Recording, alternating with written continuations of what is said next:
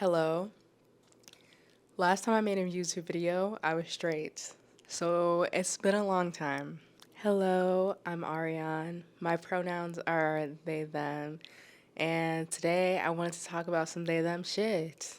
But first, I was on YouTube like during middle school and high school and even a little college, like really trying to be like the people that I had seen or like what I was watching, but there were like, it felt like there were no black YouTubers and it felt like there was no one who was like me. And I just was like emulating all these different people, blah, blah. Basically, I'm just trying to be myself and I want to be like my like black ass self, like not like, you know what's on my what was for a long time on my recommended page. Like, I'm never gonna be Michelle Fan, okay? I'm never gonna be Best Dressed, yes, yes, yes, or the plethora of other YouTubers who did not look like me and were great. But so with that being said, I'm back, and I'm actually gonna like be consistent. And to all 100 people who missed me, I'm back. But yeah, I've been like waiting to make a YouTube video for so long because I was like, okay, like I need to have an apartment. It needs to be like decked out and like I need to have the right equipment and I need to like blah, blah, blah. But you know, this is what I have right now. I did finally get like the right apartment. Like I've been moving around, like life has been really stressful, whatever. I finally am in an apartment I love. It's not decorated, but I was like, okay, like I need to make this video and this will be the start. First thing, I'm gonna do 3 things that I'm working on right now because I am always working on me and trying to get closer to the person that like I like feel the most aligned with and like don't feel shame or like I'm missing out or like I'm doing something that I didn't really want to do. So this is an effort to do that. So my first thing is creating more than I consume. I just deleted all my social media apps. They probably won't stay deleted, but I like needed a reset because I genuinely just felt stupider. Like I was gonna try to say something eloquent. No, I felt stupid. Um, so I needed a break, and I also need to be creating. And oftentimes, being distracted is just like a block. Um, Second thing is getting better at being bad at things. I have a really difficult time um like doing things that I'm not like immediately good at. I think that's a very human thing, but I want to work on that. And yeah, I am also just working on being like deeply engaged. Like I feel like I can have kind of a nonchalant attitude when I think like things are cringy or like my people are in the room or whatever. I don't know. Just like I can be a little nonchalant, a little bit of a hater. And I'm trying to like not do that as much because I'm like, this actually doesn't make me or anybody around me happy. And I think also just like I want to be a better listener. I want to listen more than I speak. And I'm working on that. So yeah, those are the things that I'm working on. I am here to talk about tea and dysphoria. And I'm smiling, but like you know, it's serious, but also like in a way feels unserious when you have certain ideas about gender. I had dysphoria when I was younger in the sense that I was like, oh my God, like I think inherently like I was black and I was like a little bigger than everyone else in 5th grade. So I was like, damn, like, oh my God, I got boobs. And I was like, oh my God, my butt, like everything's too big. Everything's out here. Everybody's looking. Like there's so much to look at. Like, oh my God, people are looking. I just felt like uncomfortable. By no means I have like double D's, but it was like in 5th grade, I was like a B cup, which was a lot for me. And I was just like, please. But like, yeah, I felt really uncomfortable with my breasts. I used to wear 2 sports bras. And I remember like saying this to my friend, and she was like, what are you trying to like get something? And I was so confused because I was like, I'm trying to disappear. And I think there's always been like this feeling that like, okay, like maybe I'm not a girl, or maybe I'm gay, or like I don't know, like just kind of feeling like I don't know, like not like people were looking at me like I was a boy, but I was like wearing vests, like 3 button like suit jacket vest with like justice t-shirts in elementary school, middle school, and it was gay, and I remember somebody calling me a dyke, and I remember people asking if I was gay, or like I don't know, like I did have like a very I don't know, I don't know what any of this none of this means anything, but I didn't have like a very feminine presence, and I felt like that was like picked up on, but I felt like that was also like inherently alternative. So like there were just like these kind of underlying feelings of discomfort with what like I was being perceived as and what I was feeling like, and wanting to hide. Like I used to wear huge clothes all the time. I still wear baggy shit, but like in a comfortable, like like comfortable, like way. Like it's just it's just the style. It's just in for me. I like have never like pinned that feeling as dysphoria, like a little bit with the breast stuff, but like nothing else. I just felt that, you know, there was just something right about being non-binary when I chose that, that was how I felt and that's how I wanted to be represented. Like there was just something right. But like it feels like all these feelings like slowly become like contextualized as you just kind of explore your gender more deeply. And not even like that was dysphoria. Like I don't know. I maybe genuinely just was like going through puberty and felt weird about my body. Like that's also okay. And I think that's also like a part of it. Just like trying to understand these moments in which like gender and sexuality and whatever else you're experiencing when you're a teenager, like really just trying to understand like, oh, like why was I feeling like that, and like how do I feel like that now. I think trying to contextualize my life for myself has been really helpful because it's not about like what a therapist is telling me or like some family member or like what someone is giving me from their experience. Like all I got is me, my experience, and like let me try to tell the story of like this thing that happened. Anyway, always been a little, it was giving gay, I guess, it was giving gay. But recently, I've been like pretty content. So I changed my pronouns. I was like, wow, this feels right. Like this feels like expansive and, gives me a lot of room and, like it feels good up in here. Like I like this. Like this is what I needed. And it also connected me to a community that I needed. And like I feel like I've had so many opportunities to be around so many different people and like I've had so many different kinds of friends, and I feel like I finally found people who like felt like they understood and there was like something inexplicable. Or it's like when I did change my pronouns, like even my friends who were like straight were like, I don't know, we're like, okay, like, and let me change. Like, I didn't even have to talk about it. Like, they got it easier than any of my family. Like, they were just like, oh, like, period. They, them. And that was so affirming. And I just felt very comfortable. I felt very good in college. And the past like 2 years being post grad until recently.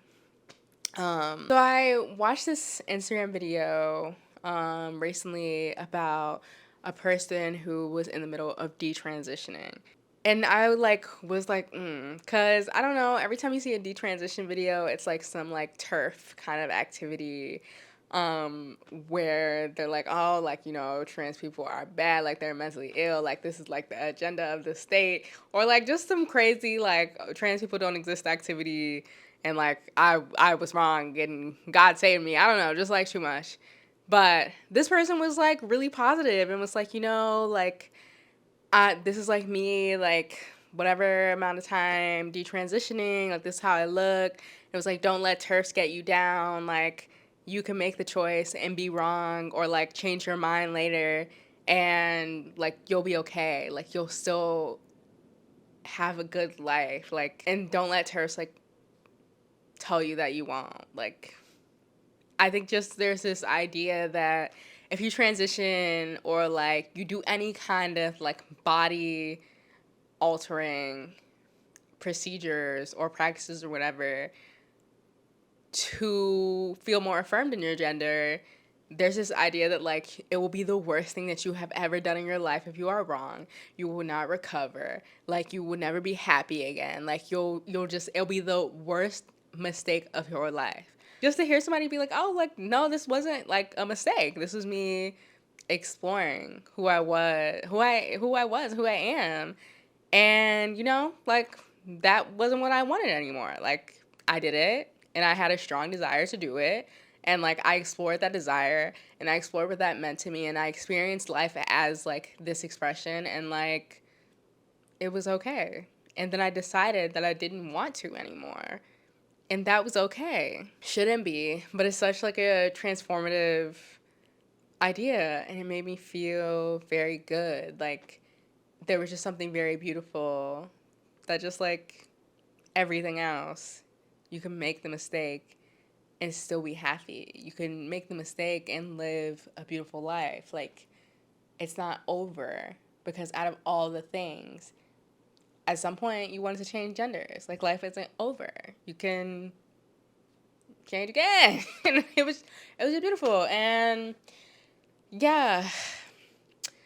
And then I'm just like the other day I was like, damn, like or this person's voice and I was like, wow, like they have a really beautiful deep voice. And I was like watching a show and I'm just like, damn, like should I get on TV? And it wasn't like being jealous of this person, but genuinely like having this desire, like, oh, I want to have a deeper voice. Like you heard that? Like I'm smiling because like it's genuinely something that like it pleases me. Like I'm just like, wow, like that would be so nice. And I was there like that night, like thinking about it, and I was like, oh my god, like this would be so nice. And I wasn't something I had ever thought about. Wanting to be on T or like wanting to be like more masculine in these different ways. Yeah, it just wasn't. And it like felt good, but immediately was very scary. And yeah, I think it's a scary thing, especially in a world that tries to make you feel like who you are is like a delusion or a mental illness or, groupthink, being exposed to all these trans people who are having such easy, fantastic lives. Like, ugh, y'all all want to be trans. And it's just kind of like it's crazy because I oftentimes feel like I'm just like making things up. Like I'm just like a girl who like be playing dress up or like wearing baggy clothes, and I don't really have like there's no rhyme or reason. It's just like a thing that I hopped on, and it bothers me because it's like that is my own brain, but it's also just like what I've been told a lot, like or seen a lot through media, through people I know. I had a family member who said I was mentally ill because I was non-binary. I'm like, what's that have to do with you? Like, but also, why would you say that? Like, why? Yeah, so I think that's always like something that I've been fighting against. But recently I went to this exhibit. It's called the First Homosexuals Exhibit. It's currently in Chicago. I think they were trying to go to New York and like got rejected by some museum. I don't know. But it's really good. It's fantastic. Like, I loved it. It was a little white. A little white. Because the pioneers of queerness are not white people. And there were some people of color, but like, it was a lot of white people. And I thought it was interesting. I liked the museum because it showed that gender has been fluid since the beginning of time. Trans people, gay people have been here since the beginning of time. This is not just like modern delusion, and people get rid of things by especially sexuality, queerness, gender, by pretending like they are modern delusions, by pretending like this is something that was made up due to dissatisfaction or radical feminists or something else stupid in the modern day. If you are trans, if you are just thinking about your gender, don't think you'll if you think about your gender your whole life and then never decide to transition or do anything and just like think about it or ever question it or whatever, you existed before. Like, you did not see Ellen DeGeneres, and that was the only reason you became a lesbian. Like, you didn't see Pose one time and decided you were going to be trans. Like, it just doesn't, like, I don't think this very difficult thing is something that's just seeping into the consciousness of all the people and they're all just going to be trans. So it is extremely affirming to know that you are not the first of whatever you are. And it's so comforting to know, like, I am not the first non binary person. I'm not the first trans person. Like, there are so many before me, and, like, I have ancestors who are so much like me.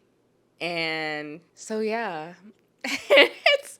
It's crazy. And I was talking to my friend as well about this and just kind of like feeling delusional or whatever and like questioning and I'm like I want it to like not be a big deal. Like, if gender is something that's truly expansive and it's something that we can play with, that we can like, explore and then be like, "Oh, never mind. I don't want to do that."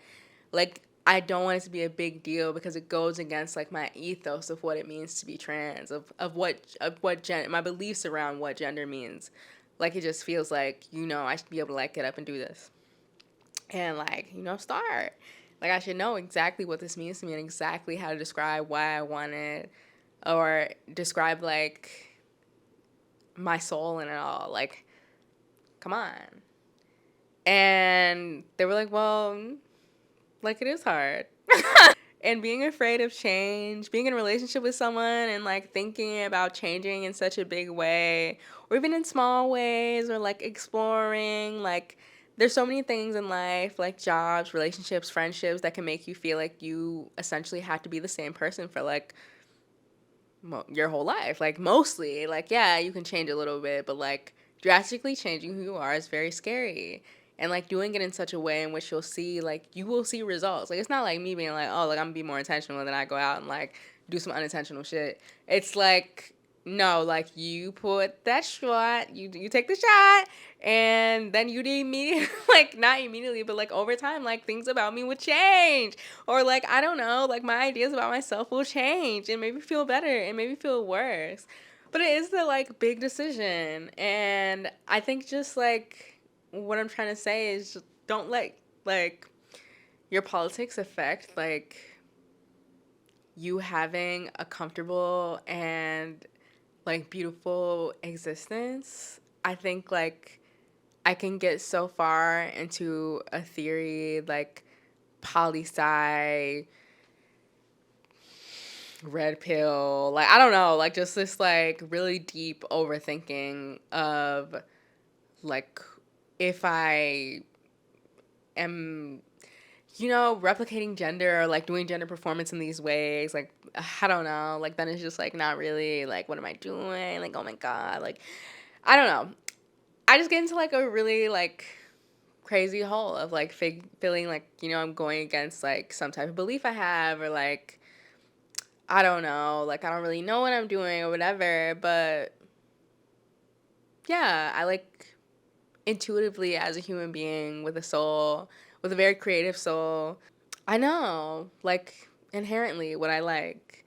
And I may not always like speak on it or act on it, but I know. And like, I know what lights me up and I know what really feels good to me. And it's just like opening myself up to the idea that this may be something that feels really good and is really good for me. Yeah, I've just been thinking about testosterone and it's like a nice feeling. Um, I think also as someone who is in a relationship with a man and is often like I feel like most time I look feminine, like I do look like a girl, maybe a gay one, but like still girl. And yeah, like I worry about this being like, because there's always the feeling of like not being queer enough, whatever, which is stupid, which isn't a real thing, but also it is a real thing, and it's not stupid because there are people who are actively trying to constantly put everything and everyone in a box. And I think we've all said things that, like, especially queer people have made jokes that are about, like, people basically not being queer enough. Like, all the bisexual jokes and, like, there's just always something. I think there's a lot of rhetoric that, like, oh, like, the lesbian who ain't never been, like, just, stupid stuff that is, like, funny in the moment but, like, is maybe damaging.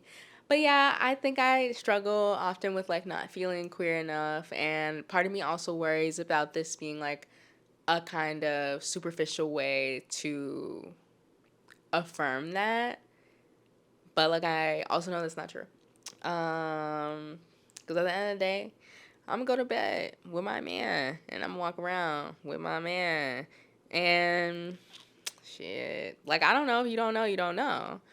But that is a worry. That was a worry. Like, there's just so many thoughts popping into there's so many thoughts that I feel like come to mind when thinking about, like, gender and, like, kind of what I need at this time of my expression. Like, I've been kind of thinking about top surgery, and, like, T feels like a good next step for me. Um but it's really hard to, like, say that on camera in a, like, world of people who, number one, like, refuse to, like, acknowledge that, like, trans people are just, like, human beings trying to be happy, and that there's nothing wrong with you if you're trans. And, like, yeah, there's just, like, not a lot of conversation. I don't think there's a lot of willingness to allow people to explore their gender because it feels like something that is supposed to be stagnant your entire life. But I think, on the contrary, it is something that changes and flows and shifts just like anything else, just like the soul. It just does. Like that. It's so, like, I don't know. It's expression ultimately, and I think people should freely express however they want. I think they should explore that, and that's what we all do all the time. So, yes, I'm afraid for a lot of people who cannot even understand in themselves, like, or, like, accept for the rest of the world, or just, like, people that, like, people will express differently, and people can sometimes, like, think about their gender critically. Like, maybe you don't enjoy this aspect of being a woman, like, and maybe it's not even, like, your body. Maybe it's just about, like, the way you're treated in society, and, like, why are you treated like that. Like, I think just, like, allowing ourselves to critically think about, like, what we want and, like, what our gender actually means to us, and allowing yourself to explore, even if it's not something like hormones or surgery, but just, like, think the thought. Like, oh, what does it mean to be a girl to me? What does it mean to be a boy to me? What does it mean to be non-binary to me? I just want to be happy, and I don't know if I'll ever do it. I don't know if I'll ever get on testosterone, but the thought, like, made me really happy, and it also, like, really scared me, um, because it's just a change, and, like, it's a big change, but it's also, like, not that big. It's not that big of a deal. It's really rambly, but I think, yeah, I'm just, trying to just, create more than, like, I consume. So I'm just gonna make this and I'm gonna post it, and maybe, like, two people will watch it, and thank you to those two people. And I hope, if you're watching this and you're trans, that you feel seen in the world and you have people who make you feel seen. I just want to, like, be the Black person that says this and has another Black person see it and feel a little more seen. But it was great talking to y'all, and I'll see you next video.